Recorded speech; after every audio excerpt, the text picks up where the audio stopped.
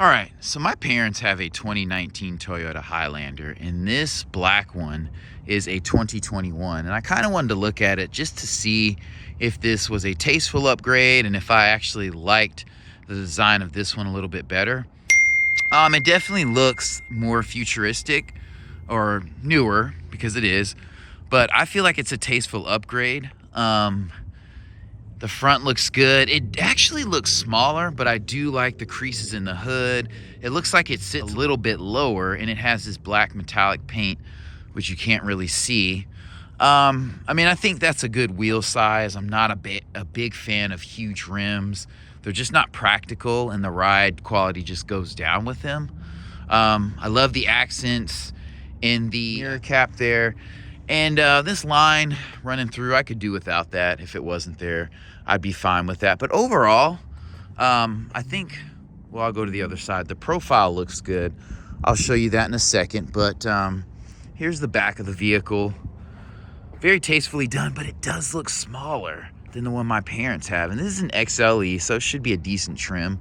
We'll take a look on the inside here in a second. But as you can see, on the roof, there's like a little spoiler. It almost looks like, from here, to be honest, like a Honda Pilot a little bit, but this definitely looks long and definitely bigger than a RAV4.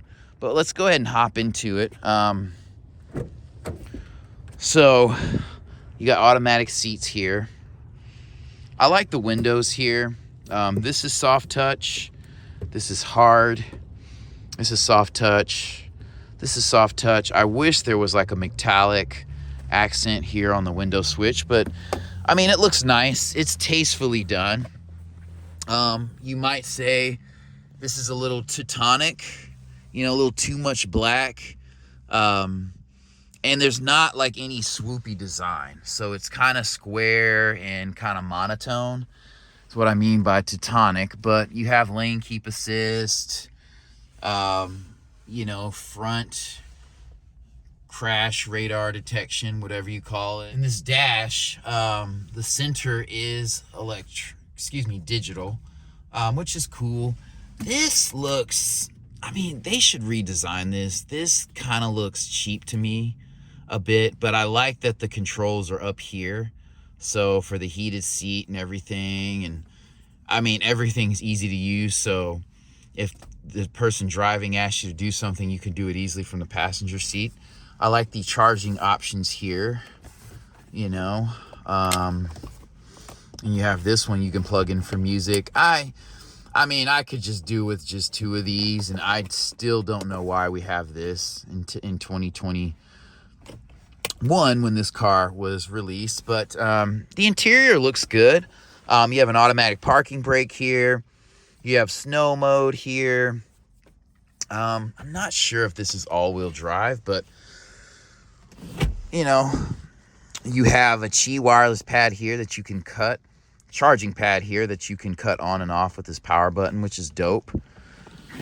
And this is kind of grippy, so your phone won't slide around everywhere. I love that. Down in here, this is not grippy. This is, well, that's slick too. I think in my parents' car, this is leather and your phone won't slide around in here. This is like faux carbon fiber. Not so much a fan of that, but I'm sure you can change that up with trims and whatnot. To open this thing, this is interesting. The opening is like this. So you don't open this whole lid. You just open this compartment and drop your stuff in there, which is kind of cool.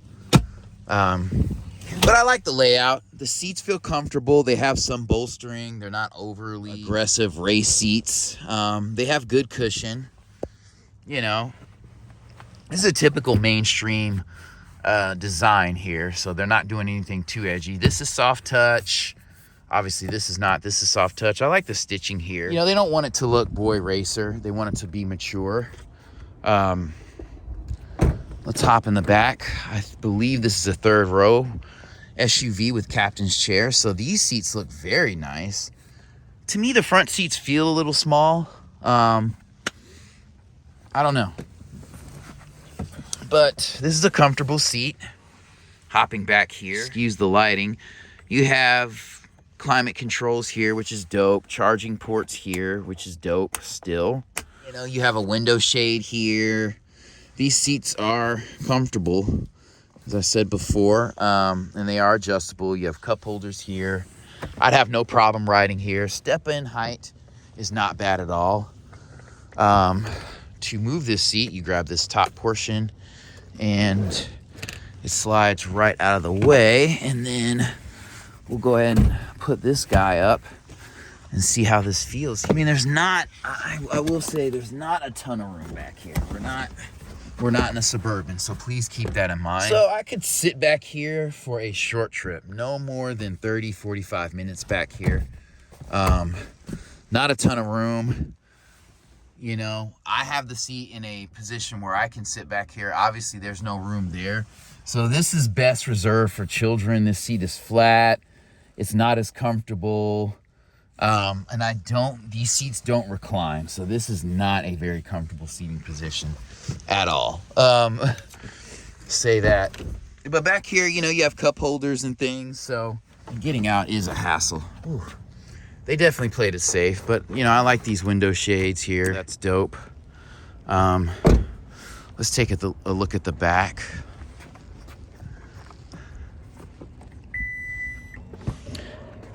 And honestly, one thing that I will say I don't feel like they played safe on is, and they probably had to do this, the swoopy design. I think it cuts into interior volume. This vehicle definitely feels a little bit more narrow, and I think you lose some space in the interior volume versus other SUVs that are more squared. So, I mean, that's just the way of things, but you don't have a ton of room back here. But I would say overall, very, very tasteful upgrades. I just wish, I don't know, I love how the Telluride and the Palisade use space, and they have much, much better use of space. You see how this top portion, like the top third of the vehicle or half, is kind of more narrow.